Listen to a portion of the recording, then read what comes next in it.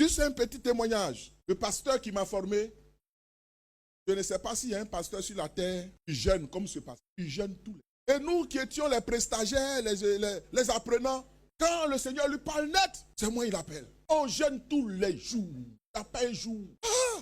Donc, à tel point que dans la ville, tout le monde nous connaissait. Notre démarche a changé. On a fait un programme de 52 jours de jeûne. Toute l'église. Et ça a été un programme merveilleux parce qu'il y a des démons qui sont partis sans qu'on les chasse. Les démons de calomnie, les démons de critique. Tu as fait. Tu as le temps pour aller chez ta copine pour critiquer. Et ce pasteur-là, il nous faisait tellement jeûner et on était tout le temps à l'église, dans le jeûne, dans la prière. Dieu faisait des choses extraordinaires. On priait pour des personnes qui expérimentaient la guérison, la délivrance. Et moi et mon épouse, on traversait des moments difficiles, des moments compliqués. Quand elle prend une grossesse, ça passe.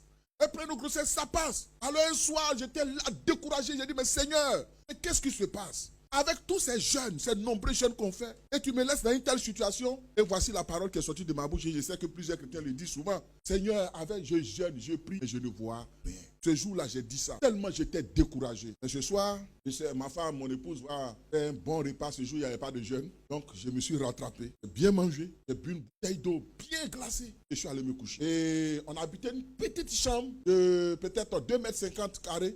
Juste le lit, et puis il n'y a plus de place. Et on traversait des moments difficiles, et on n'avait pas de toilette dans la chambre. Alors qu'en ce temps, la Côte d'Ivoire traversait une crise, il y avait la guerre, et à partir de 21 h, il y avait couvre-feu. Personne ne devait sortir. Alors cette nuit-là, aux environs de 2 h du matin, j'ai eu envie de faire pipi. Il n'y a pas de toilette dans la chambre. Il y a couvre-feu. Je fais comment? C'est là que j'ai compris cet adage qui dit, un homme qui a la diarrhée n'a pas peur du noir. Je suis sorti et derrière notre maison, il y avait une clôture et des fleurs et je me suis mis. Et puis, comme j'avais bu beaucoup, le nombre aussi, les litres de pipi là aussi étaient beaucoup. Donc j'ai pissé longuement et puis je suis allé me coucher. Mes frères, c'est ça là, il y a un miracle dedans. Tout le monde pisse. Mais tôt le matin, on se réveille et puis je vois un attroupement derrière la maison. Une foule nombreuse et bruyante. Je sors, je me renseigne et je dis mais qu'est-ce qui se passe? On me dit, pasteur, tu ne sais pas ce qui s'est passé la nuit. Je dis, qu'est-ce qui s'est passé? On dit, la voisine d'à côté a été attaquée par les voleurs. Sa maison a été brisée. Et on a pillé tous ses biens, son argent, son or et toutes choses. J'ai dit à ma femme, chérie, porte une robe rapidement. Et allons saluer parce que c'est notre plus proche voisine. On s'en va, on essaie de se frayer un chemin dans la foule. Au moment où on rentre dans la maison de la dame, elle qui a été volée, qui est assise par terre en train de pleurer, elle nous voit rentrer et elle arrête de pleurer et puis elle dit, pasteur, je dis oui madame. Elle dit, ton Dieu est vivant. Je dis, aïe, quel Dieu qui est ici, qui est vivant, toi on t'a volé, on vient te consoler. Je dis, mon Dieu est vivant. Alors la dame me pose la question, elle dit, pasteur, tu es sorti la nuit pour faire pipi, non? Quand elle m'a dit ça, j'ai dit, ouh, elle m'a vu. Donc j'étais là, elle dit, ouh. Maintenant les gens me regardaient, j'ai dit, oui.